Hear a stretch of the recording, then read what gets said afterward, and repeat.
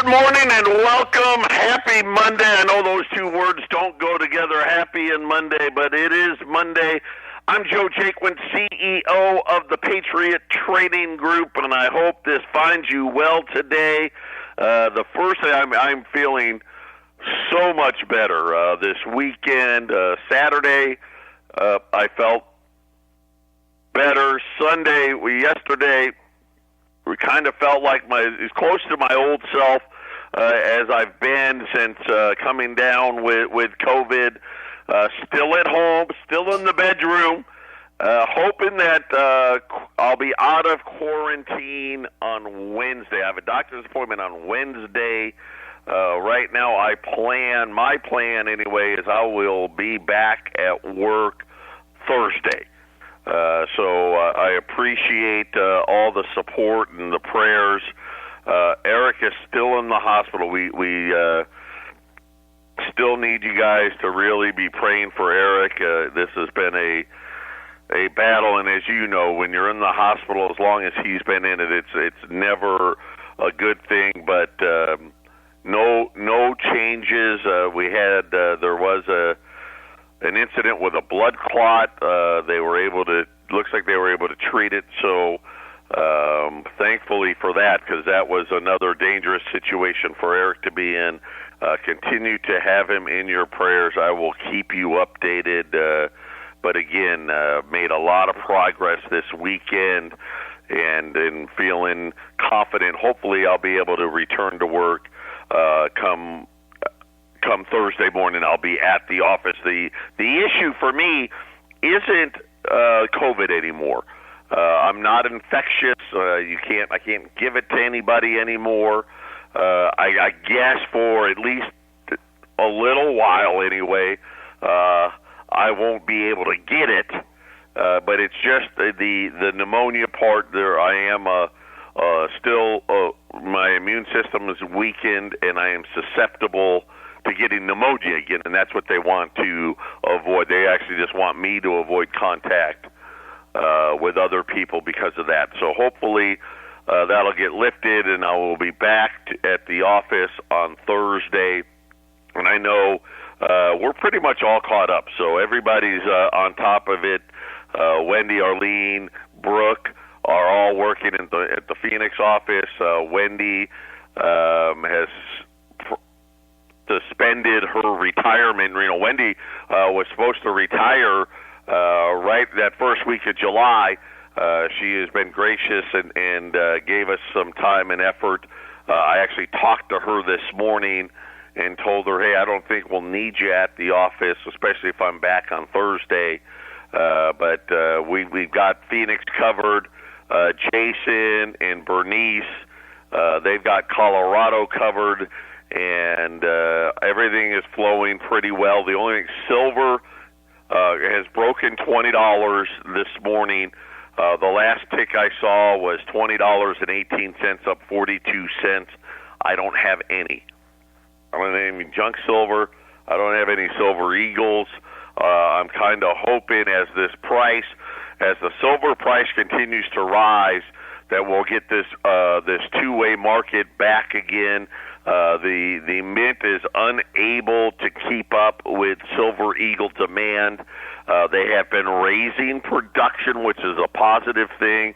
They just haven't been raising it fast enough to get more Silver Eagles out on the market. The junk silver, we hit a bunch, we hit a vein. We were running last week. Remember, we were running those junk quarters and just disappeared. And have not returned. We haven't had junk silver, I want to say, since it was either Tuesday or Wednesday of last week. So we have had no access to any silver of any kind. Like I said, when I get back to the office on Friday, I may be, and I know I can find, we were selling a lot of those higher-end Morgan and Peace dollars. I'm sure I can get those, but there's some tricks you got to be involved in for those product lines, and I need to be physically present to get those things done. So maybe at the end of the week we'll have some of those higher higher graded, nicer, sharper looking piece and Morgan dollar coins available. But I'll keep you posted on silver. Like I said, as the price rises, hopefully we'll get to, there's people out there that, hey, I'm not selling it until it's 20. I'm not selling until it's 22. I've already said I think $25 silver's in the bag for the year, and that may be low. So $30 wouldn't surprise me. On the silver side, gold's up again. Gold's up another $8.50, 18, 19. We're going to have new all-time highs on gold. I've already told you that. The dollar is continuing to weaken now, and we'll continue to watch that. And like I said, sometime this week, I'll be doing a feature on the dollar and giving you a forecast of where I think the dollar is going to be. We'll probably focus end of the year through the next 5. So where it's going to be at the end of the year, where the dollar is going to be potentially 5 years from today. I do believe, we're in these, the dollar runs cycles. You got the up cycles, the down cycles. The latest up cycle is over. We're now, I think, entering the next down cycle, and we've had a very clear pattern over the last 20 years now with the dollar, with these patterns. The up cycles, we end up with higher highs. The down cycles, we always end up with lower lows. So we'll have to keep that in mind as we watch how all this plays out. Patriot Radio News Hour. We'll be back right after the break. 800-951-0592, Patriot Radio News Hour. Joe Jacob with you live here on this Monday. Still stuck in my bedroom, but feeling a lot better. The weekend really just my body finally starting to snap back here, feeling just a lot healthier, not as tired, getting some rest. The anxiety's pretty much gone now, which has been a big relief for me, and just getting ready, just ready to get back to work and really dive into things. And hopefully on Wednesday I get the green light and I'll be back working with you at the Phoenix office come Thursday morning, and we continue to pray for Eric, and hopefully we can get him out of the hospital, get him at home, and have him back at Patriot where he belongs as quickly as possible. Having said that, the president was out talking today, so now they're talking about, I don't know what to call it, Stimulus 5, coronavirus relief, whatever they're going to label it. The president is laying out his term. So obviously we need the Republicans and the Democrats to come together to get a bill passed. There's going to be more deficits, more things to hand off. Whatever happened. Hey, we can't hand this to our kids and our grandkids, all this debt. And I started thinking about, in 2008, the Fed's balance sheet was about $400 billion. Everybody and their mother saying, and I don't know where it is right now, 7-8 trillion, but most people think by the end of the year, the Fed's balance sheet is going to be $10 trillion. So we've added $10 trillion of debt. And believe me, that's what it is. That's what the Fed is holding. They're holding U.S. Treasury debt. They're holding mortgage-backed security debt. They're holding junk commercial paper debt. I mean, they're holding. If there's a debt, they're holding it. $10 trillion in 12 years. Then you look at the federal government. The federal government, we're looking at an increase of almost $20 trillion. If I did the end of the year, oh boy, I don't know. It'll be 22, 23 trillion more. So between the Federal Reserve and the federal government, and again, remember this, no state, no local, this is just the federal government and the Federal Reserve, they'll have added somewhere approaching $33 trillion worth of debt in 12 years, with no end in sight. I mean, think about it. I don't even know how many new treasuries have been invented in the last 12 years, but it's substantial.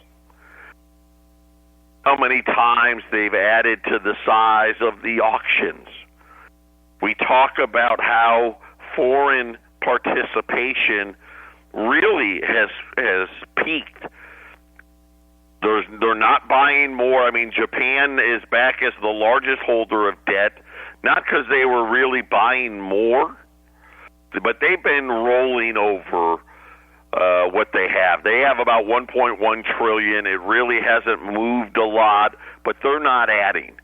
China's actually been shrinking a little bit. You know, they probably shrunk their treasury holdings by $100 billion, you know, to get below where Japan is. None of the other foreign government, I mean, there's some buying going up, but not much. You know, really, when you think about it, without China and without Japan, you know, you factor, okay, we whether we're number one or number two in GDP, just depends on how you keep track. But let's just say we're number one. Okay, so that leaves number two, China, who's been selling. India, maybe three now. They don't buy a lot of U.S. debt. Believe it or not, they don't have the money. Japan is number four in GDP, right? They're just kind of holding steady. And then you've got a bunch of the European countries, Germany and France and England, and none of them are buying more. So we have this funding problem where we've got to roll over all this old debt and at the same time issue new debt. Now the president is talking about, okay, hey, listen, we need to go into even more debt. If you think about it, we've already spent $3 trillion in federal government and $3 to $4 trillion in Federal Reserve. So we've done $6 to $7 trillion of deficit spending just to fight this corona thing. And of course, shutting it all down and doing all of those things, it's a problem. I just saw a headline flash, airline travel fell last week. So it's the first time since the airlines have reopened, essentially, where airline travel now has fallen from the previous week. So this V-shaped recovery, it's not happening. The extra $600 was such a big deal. That comes to an end. Some states that ends this week, other states that ends next week, but it's done. Now the president has come out this morning and said, in order for there to be another round of stimulus, a payroll tax cut has to be included. What he's talking about is FICA, right? Your withholdings on your taxes, and that's obviously for Social Security and Medicare and Medicaid. The president has been talking about a payroll tax cut for a while, and now this is his way of getting it. Hey, I'm not going to give anybody money unless I get what I want. What I want is a payroll tax cut. This is going to be huge. This is going to significantly alter the timeline for Social Security and bankruptcy and what we're going to do. Because right now, and believe it or not, right now, we don't collect enough money to pay for all the benefits. So think about all the states with all their pension problems, right? They don't have enough They're paying so much to the people that are already retired that the ones that are working aren't paying enough in, because there's more people retired than there are people working. This is the same thing, just on a much bigger scale now. The president wants to, and I haven't seen, he hasn't said how big of a tax cut. So right now, if you are employed by an employer, you pay 6.2%. So if you took your paycheck and said, let's just say you made, $100, right? 6.2% or $6.20 goes to Social Security and Medicaid and Medicare. And everybody's paycheck does the same thing. And I think it's the first, don't quote me on this, but I want to say it's somewhere between 110 to 120,000 on the payroll taxes.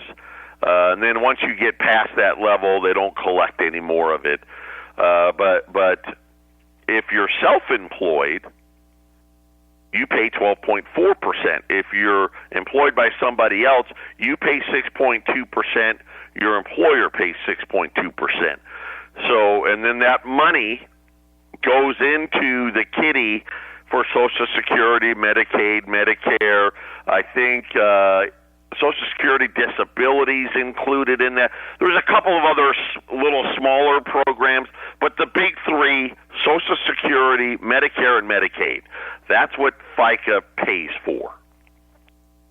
The problem is they're not actually getting enough revenue to actually pay for all the benefits they've promised. So what happens now is the United States just adds the difference to the debt. In other words, Social Security what they do now, they've added a funny little step. They go to this filing cabinet that is somewhere, I'm going to say it's in Virginia, right? It could be in D.C., it could be in Maryland. I'm going to say it's in Virginia. There's an office, and in my mind, and who knows, it may all be virtual, but in my mind, there's this filing cabinet and really filing cabinets that are just full of IOUs. The Social Security Trust Fund is full of what they call non-marketable securities. In other words, they're treasury bonds, but they're called non-marketable. And the reason they're called non-marketable is because they actually didn't buy the bond. They created an IOU. Hey, we collected too much, but the government spent the money, and we're going to get an IOU that made it look like we had bought treasuries with it. Because in theory, that was what was supposed to happen when Alan Greenspan, before he became the head of the Federal Reserve, how he became the head of the Federal Reserve was because he worked under the Reagan administration while Paul Volcker was crushing inflation. He developed the Social Security Trust Fund. Social Security used to be pay-as-you-go. They only charged what they needed to pay all the benefits. So the FICA tax used to be 1%. And then every 3 to 5 years, hey, it's now got to go to 1.25% or 2%. Well, they jumped it up in the early 80s to where we sit today at this 12.4%. It was part of the thing that got lost in the Ronald Reagan tax cuts was the huge increase in the payroll tax. And it was a massive increase, and what it was designed to do was create a trust fund. At the time, they called it a lockbox. And it's funny the terms they use, right? Trust fund. Like, hey, trust me, I'm from the government. Give me a break, right? And never, ever, ever trust the government. Believe me on that. Lockbox, right? Yes, it's locked up in this box. You can't get to it. And they're right about that. We can't get to it. That's a fact. However, they could get to it. And matter of fact, in order to get the trust fund passed, in other words, starting, I want to say, in 1983, the government started collecting significantly more money than they needed for Social Security and Medicare and Medicaid. What they did do, though, is they made sure that they could spend the excess. And that's how the bill got passed. Patriot Radio News Hour. We'll be back right after the break. This is the Phyllis Schlafly Report, a daily broadcast from Phyllis Schlafly Eagles, a national volunteer organization founded by Phyllis Schlafly and continuing to uphold her legacy by opposing radical feminism and representing a traditional conservative perspective in our nation's capital. Now, the president of Phyllis Schlafly Eagles, Ed Martin. Words like all and every can be very nasty words in politics. Phyllis Schlafly made a point of saying that she never told all women to do anything. When the public figures on the left started going around during the Brett Kavanaugh hearings saying we need to believe all women, they should have known that it would come back to haunt them sooner or later. And it looks like we're seeing it sooner. Former Senate staffer Tara Reade made a credible accusation of sexual assault against presidential candidate Joe Biden. Now every one of those feminists have to decide if they're going to denounce their own philosophy or if they're going to support President Trump. As you might imagine, not too many of the feminists are planning to vote for President Trump. Most of them refuse to answer for why they believe the flimsy accusations of Christine Blasey Ford, but don't believe Tara Reade's accusations. Some of them backpedaled by saying that they never really meant to believe all women in the first place. Some said that they're good friends with Joe Biden and that he's an honest politician, whatever that means. However, one feminist leader is being brutally honest about this whole situation. Representative Ilhan Omar made it known that she believes Reade's accusations, but that she'll vote for Joe Biden anyway. Yep, that's right. She'd rather vote for a man she believes is a sexual predator than to vote for President Trump. She thinks she's being morally consistent by believing Tara Reade, but how can she call herself a spokesperson for women when she ignores an infringement on a woman's most basic right? How can she claim to be a fighter for social justice when she supports the greatest injustice of all? Feminists are reaping the whirlwind they sowed during the Brett Kavanaugh hearings. In America, all are innocent until proven guilty. When feminists denounced this bedrock principle of our justice system, they opened the door for complete political chaos. America needs to return to this bedrock principle, but not just while a Democrat is under scrutiny. Each of us has to make the choice of which candidate is best suited to uphold the value of liberty and justice for all. This has been the Phyllis Schlafly Report from Phyllis Schlafly Eagles. You've seen the desperation at women's marches, the disgrace of Planned Parenthood, the rise of savvy young conservative women. Radical feminism is heading down a dead-end road. Voice your opinion on what's really important to women at phyllisschlafly.com. That's phyllisschlafly.com. Thanks for listening and join us again for the Phyllis Schlafly Report. Welcome back, talking about Social Security, and the reason, as Trump this morning has demanded that a payroll tax cut be part of the next stimulus package.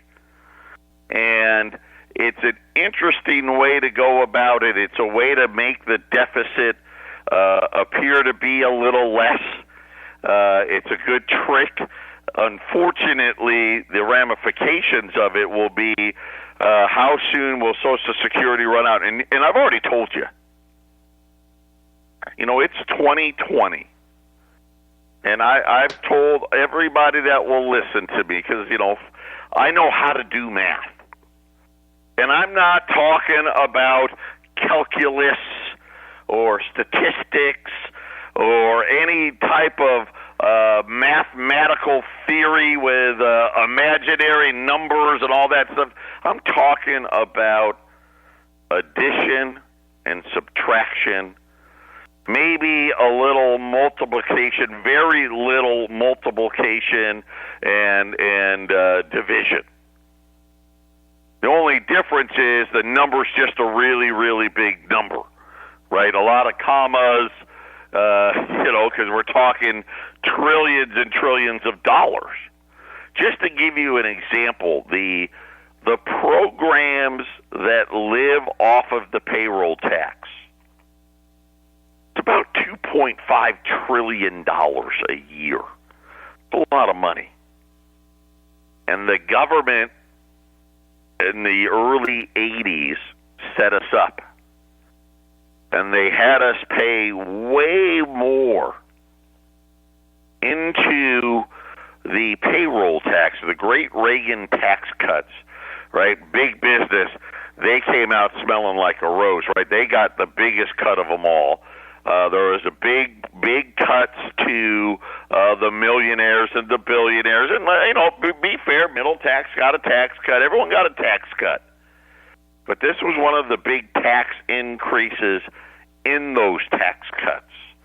And the theory was, hey, we're paying for the baby boomers now in the early 80s and the 90s because we know we won't have the money later, right, today, and Social Security can remain solvent. That was the plan. So what's happening today is we're not collecting enough. So they go to the filing cabinet that I say is in Virginia, and they start pulling some of these IOUs. All that happens when they pull them, whatever, let's just say they pulled $100 billion for July. Okay, let's just say that was the shortage for July, $100 billion. They go to the filing cabinet, they find $100 billion, and they turn it in. All that happens is that $100 billion just gets added to the national debt. That's what happens. So when they talk about when Social Security runs dry, hey, they can still pay 75% of the benefits. And, of course, my logic in my mind says, well, wait a minute. What happened to 76%, 77%? What happened to 80%, 85%? What happened to 90, 95%? Heck, what happened to 96, 97, 98, and 99%? We're spending that now. That's why it goes from 100% to 75%. The reason why it jumps down 25% like that is because when the trust fund runs out, the amount of money available will only cover 3/4 of what it used to. So today, I'm telling you, we're probably already at like 96, maybe 95, and we're covering it with the trust fund. But I've already told you, 5 years.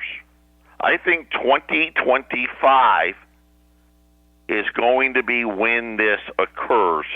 And things like this payroll tax cut are going to be what gets me there. I believe Glenn is with us. Glenn, are you with us? I am with you, Joe. How are you today? I didn't even know that you were with me. And Bernice sent me a text. And do you know where the filing cabinet is? Well, wherever it is, it's full of hot air. Because it's all fake. I mean, think about this, Joe. If it's a non-marketable security, that means it can't be sold into the real market, so it's worthless. Isn't that right? Correct. Other than just making it a burden on the taxpayer. And quite frankly, I heard at the beginning of the show you're talking about how much the Fed is going to be on their balance sheet. It matters, and then it doesn't matter. It matters because, yes, there's debt, but it also doesn't matter because it's imaginary fake money that they're buying it with out of thin air. So, I mean, unless people buy into the system and believe and trust it, everything's fine. But skeptics are like, this is ridiculous. All this is fake. None of this makes any sense. And that's you the bring problem. up a great point. Great point. Trust. Right? Everything, like Glenn said, it's true. Hey, we could go 50 trillion, 100 trillion, quadrillion, right? Quadrillion, if there's trust. What we don't know is when does the trust come to an end, right? So when we're sitting here and we're looking at all of these numbers, and I'm telling you, hey, in 12 years we've spent 33 trillion, and the meter's still running, by the way, and we've gotten away with it, sort of, right? We've added a new reserve currency during that time. Right? China, the renminbi, is now in the basket of currencies, even though they didn't meet the criteria. Right? It's the same thing with states reopening. Hey, we're going to follow CDC guidelines unless you don't want to, right? And they reopened and everyone paid a price. When does that trust end, Glenn? I think it's already ended in certain respects, because if we're having these treasury auctions and nobody's there to buy, that means they don't trust our market anymore. They don't trust the investment in the United States. So the Fed has to step up and buy, or the people who are selling. Don't the banks have to step up and buy what they can't sell? Isn't that correct as well? Yeah, so the banks, because the banks make money at the treasury auctions because the Federal Reserve says, hey, we're going to pay you to sell them, right? Yeah. You know, and they should. Let's face it, the government, you know, that's how it should be, right? I'm going to do you a service. I should be compensated for that service. Problem is when there's debt left over, they've got to take it. Patriot Radio News Hour. We'll be back right after the break. 800-951-0592. Patriot Radio News Hour. Double J and the Professor here. Real quick, I'm going to shift gears real quick. During the break, there was a big headline was passing. I was watching, this was on Fox, talking about hotel occupancy rates in closures.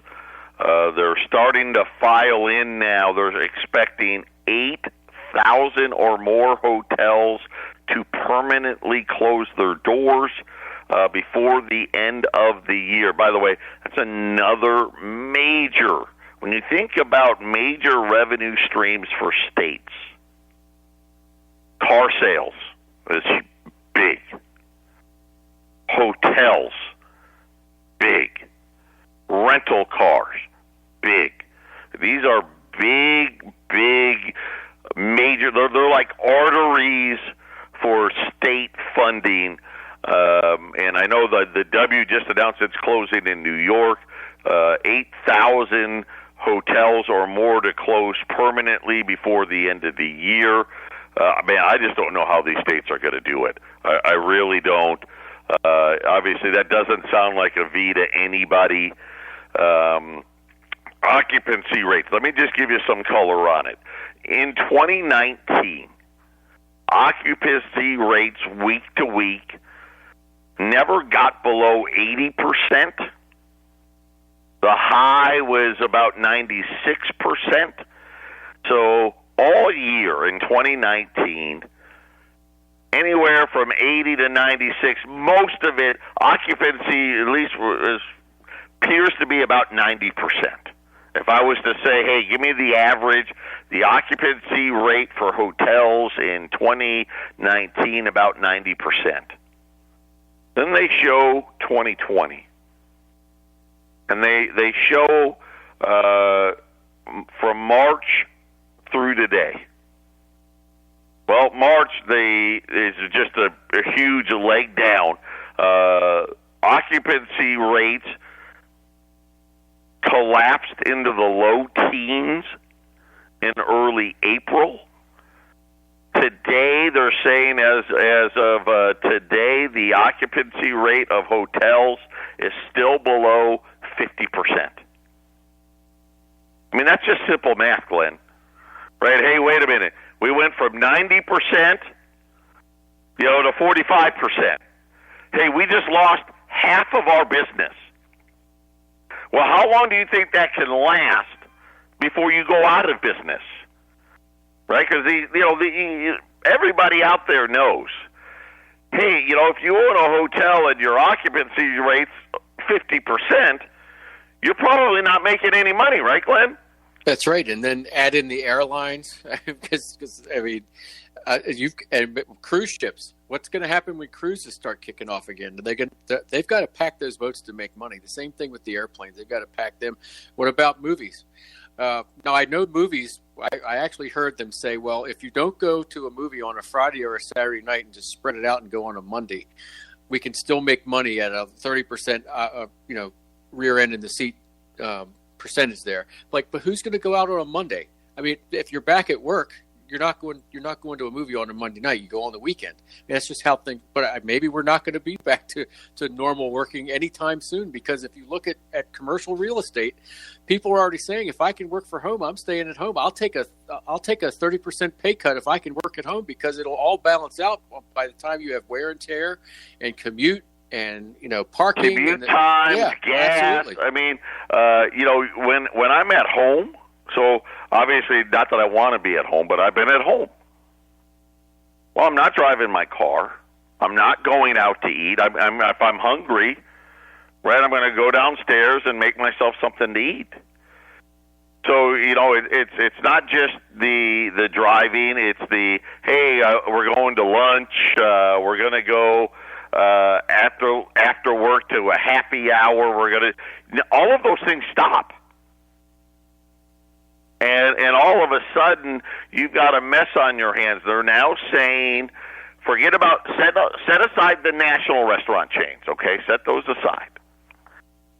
Your local mom-and-pop restaurant, maybe they own one, maybe they own three.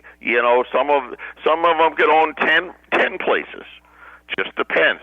But a lot of them, they own a single restaurant, or maybe they own, one on this, one in Phoenix, one in Scottsdale, one in Chandler, right? So they may own multiple locations, but they're not the big chains. 40%, and this is across the country. 40% of them are going to close, and they're going to close before the end of the year. How does that math work? Not that a lot of us are driving around a lot. Start paying attention. Start driving around and be like, wait a minute. Well, that's a local, that's local, that's local. All of a sudden, every 10 you get, hey, 4 of those are going to close before the end of the year. And when you just start adding all of this stuff up, Trump wants a payroll tax cut holiday, right? But we already aren't bringing in enough revenue to pay for Social Security and Medicare and Medicaid. We're not bringing in enough, right? We're using the fake IOUs. Well, it's not a fake; it's a real IOU, because there really is no marketable security. We already aren't bringing in enough, and the solution is, let's bring in a lot less. I mean, could you imagine if they cut it in half? Let's just say they cut it in half and said, okay, instead of 12.4, we're just going to collect 6.2. Well, that's about, about $1.2 trillion. Yeah, I know, right? Hey, plus, not to mention the 30 million that aren't working. Federal Reserve will buy it. They buy everything. They'll buy it all, Glenn. You said it. Final segment coming up.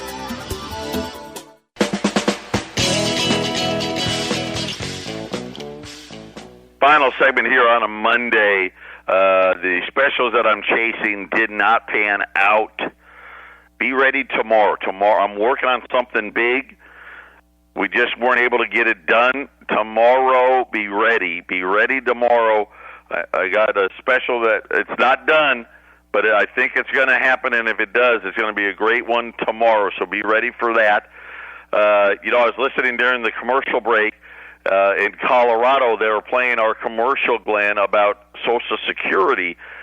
The Supreme Court ruled in the early 60s that Social Security, in the eyes of the court, is nothing more than a tax by the government. In other words, the money's not yours. Right? There's no account with your name on it and money just for you. It doesn't exist.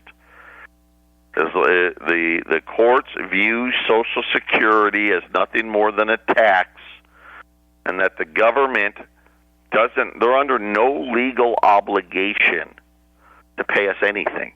That's the law. When my uncle tells you, you better have an ounce of gold for every year you've been alive, and you better have an ounce of gold for your wife, you better have an ounce of gold for your kids. I mean, you name it. If you want to support people, you better have an ounce of gold for every year of their life. This is why. When I sit there and I tell you, hey, we're already not collecting enough, and then I tell you 30 million people aren't working that used to be working. Well, that's 30 million people that aren't paying the FICA tax every single week, or every other week, or every month, whatever your pay period is. They're not paying it. Now all of a sudden the account's going down faster. Now the president says, hey, payroll tax cut. Now it's going to go down even faster. What's the ramification of it? Well, the ramification is, hey, that fake trust fund just runs out of money sooner, and is going to allow for the government to, quote unquote, make changes. What kind of changes do you think they're going to make? You think they're going to make, I don't know, hey, let's give everybody more money. You think they're going to do that? No. Right? They're going to find a way to give you even less. And technically, to give us anything. I mean, that's really the sad part of it all. And it's one of those things, Glenn, where, the math only works for a little while. And then eventually you're like, wait a minute, I know how to add and I know how to subtract. And it doesn't take very long to figure out that math doesn't work. That math doesn't add up. You know what I'm saying? Yeah, that's Enron math. And well, here's the big change: when they abandon the dollar and they go to the Fed coin or the digital dollar, you're gonna take a huge haircut on your cash when you have to turn it in, just like back in '33 when they revalued the gold 6 months later. And that's what's going to happen. They're just going to move that decimal point, and you're just going to have to suck it up and deal with it, Joe. Yep. And it's just another one of these things as we look out into the future of how quickly these debts are getting out of control. And the problem is I just don't see where it ends. All as I see is more opportunities for it to get bigger. Patriot Radio News Hour. Glenn, thank you so much for joining us. We'll be back tomorrow. Everybody take care. God bless. Keep praying for Eric.